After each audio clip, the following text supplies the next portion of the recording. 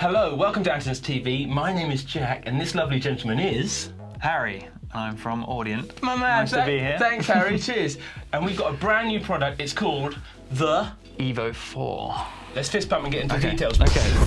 So this is, well, this is a box of Evo 4, but what we have inside is a lovely new 2 in, 2 out audio interface. There we are. Looks completely different from what I've seen from you guys before. It is very different, and that is because we have basically created this new kind of sub-brand called Evo. Right. And it's designed to basically try and get more accessible recording to entry-level people. So we have features on here that are going to make it really easy for people, whether they're, you know, podcasters or streamers or gamers, as well as beginner musicians. Mm-hmm. But it's also a really fully fledged and great sounding audio interface for people that, you know, are maybe a bit more advanced. Oh, can I feel it? Yes. Is this final production model? Yes. It's really, I just want to communicate it to it because it's hard because we can't really listen to these No, we can't things. listen to it, no. So it's very small for me compared to the ID. And tell me what the buttons do, okay, please. So the sort of core audio interface-ness of it. So yes. we've got 2 microphone inputs. So these are Evo preamps. They've got 58 dB gain range. We have a set of speaker outputs, and on the front we've got headphone outputs, and we've also got an instrument input, which is JFET DI, which is kind of like what we have on the Audient interfaces. Yeah, so it gives a bit of like richness and warmth to stuff. One of the main things that actually separates it from everything else is this is the smart features we've added. So the main one, which I absolutely love, and it's been so useful since we've had these in our hands, is called Smart Gain, and it's this lovely big bright green button here. So what this does is actually sets the gain, input gain for you automatically. So you can basically have something plugged into channels 1 and 2 simultaneously, and without having to faff with your software or anything, just press this button and then it will just set the perfect level for you. So that's a really cool feature for people who are like... Sounds great. How long does it read you're playing for a little bit and then... Yeah, so it's between about like sort of 6 seconds and 20 seconds, depending on what you're doing. So you've got a part together, you're like, I want to record it. Exactly. You don't even have to do anything, you just hit the green button. You hit the green button, you play for a little bit and it'll set your level. I love how you've made that so important. Yeah. I mean, when you look at it, it's so sleek and nice and black. So one of the things that I've found really useful for that is if you're in like a home studio kind of setup, I know I've got a loud Mac which has a big fan on it, and I can't sit right next to it. So I've got a little bit over there where I set up a rubbish little booth for doing vocals or guitar. So rather than having to go back and forth and set gain and go back and it's not quite right, you just press it, go over, play for a bit, and then it's set for you and you can get on recording. So that's really a good application of it. I hadn't thought of that. So that's like for people, so it's great for people who like don't necessarily know about how to set gain, like and beginners, because they can just do it and get on with creating, but also for people who do know what they're doing, just makes life so much easier. Like, that's great. Yeah.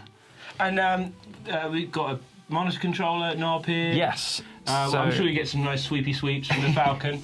Shout out to the Falcon, flying in over, give you some light. What else? We've got a little, looks like some faders and a... Yep, so the other thing we've tried to do is sort of reimagine how things are kind of set out a bit. So essentially everything is controlled with these buttons and this volume knob. So we have the main outputs are controlled with this one, so you do that and adjust the output. This is monitor mix, so like with a lot of other interfaces, you have the option of like direct monitoring and 0 latency. So basically you can press that and then you rotate this to like blend between your inputs and whatever's coming back from your computer, so you get a completely like latency-free copy and you can create a nice headphone mix. The other thing you can do with this as well, like each of these buttons have like dual, like some of them have dual functionalities. So with this one you can hold it down and get monitor pan, which is one of the things we had on the Audient interfaces, where it'll let you pan your inputs left and right. So it's just another bit of customization. Yeah, exactly. So you just do that and it'll change that. And again, if you don't want to use the smart gain, you can control the inputs using these buttons. So you just press a button. I like the button more. I mean, I've got an interface where you click the thing, and I often leave it right. I think the button's actually a bit you know, idiot-proof. Yeah. And USB-C. Yep, USB-C. So it comes with a USB-C to USB-A cable. It runs off USB 2, but it's all completely bus powered. And you've also got the full 48 volt, so it is full 48 volt on both channels rather than like a dialed back 48. And Dorky sample rate stuff? Dorky sample rate, it's 96K and 24-bit. And if you're going that high, you get a life. Yeah. No, I'm joking. Hey, and just because it's hard to, you know, it's an audio interface. Yeah. So like, I like the fact it's not slippy. Yeah. I like that it's not too, like, it's wicked. Yeah, it's nice and split. It is. There's nothing to break on it. No, and it just goes in a backpack and you're absolutely fine. USB cable. We'll take it at NAMM. Well, we're going to see you at NAMM anyway. Yes, we'll be at NAMM. Wicked, mate. And when can we expect to see this? So this will be out in sort of the first quarter, and then soon after that we will have a bigger brother called Evo 8, which will be basically an extra 2 inputs, more outputs, and other wondrous features. With hands, how much bigger do you reckon?